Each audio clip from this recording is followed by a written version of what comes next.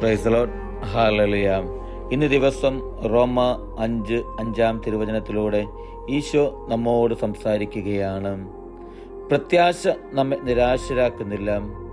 കാരണം നമുക്ക് നൽകപ്പെട്ടിരിക്കുന്ന പരിശുദ്ധാത്മാവിലൂടെ ദൈവത്തിൻ്റെ സ്നേഹം നമ്മുടെ ഹൃദയങ്ങളിലേക്ക് ചൊരിയപ്പെട്ടിരിക്കുന്നു.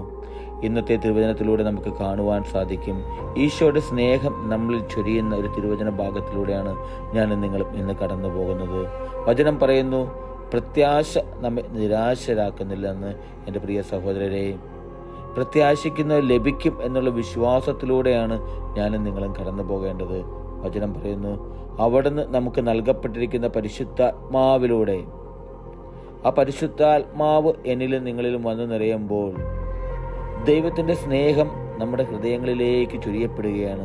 ആ ദൈവത്തിൻ്റെ സ്നേഹം നമ്മുടെ ഹൃദയങ്ങളിലേക്ക് ചൊരിയപ്പെടണമെങ്കിൽ അവിടുന്ന് നമുക്ക് നൽകിയ ദാനവും വാഗ്ദാനവുമായ പരിശുദ്ധാത്മാവ് കൊണ്ട് നമ്മുടെ ഹൃദയം നിറയുവാനായിട്ട് നാം പ്രാർത്ഥിക്കണം, പ്രാർത്ഥിച്ചൊരുങ്ങണം.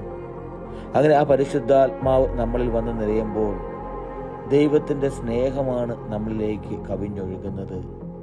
ആ ദൈവസ്നേഹം, നമ്മളിൽ നിറഞ്ഞ ആ ദൈവസ്നേഹം മറ്റുള്ളവരിലേക്ക് പകർന്നു കൊടുക്കുവാൻ വിളിക്കപ്പെട്ടവരാണ് ഞാനും നിങ്ങളും. ആ ദൈവസ്നേഹത്തിൽ നിന്ന് നമ്മൾ അനുഭവിച്ച ദൈവത്തിൻ്റെ സ്നേഹം മറ്റുള്ളവർക്ക് പകർന്നു കൊടുക്കണമെങ്കിൽ ആ ദൈവത്തിൻ്റെ ദാനമായ പരിശുദ്ധാത്മാവിനാൽ ഞാനും നിങ്ങളും നിറയണം.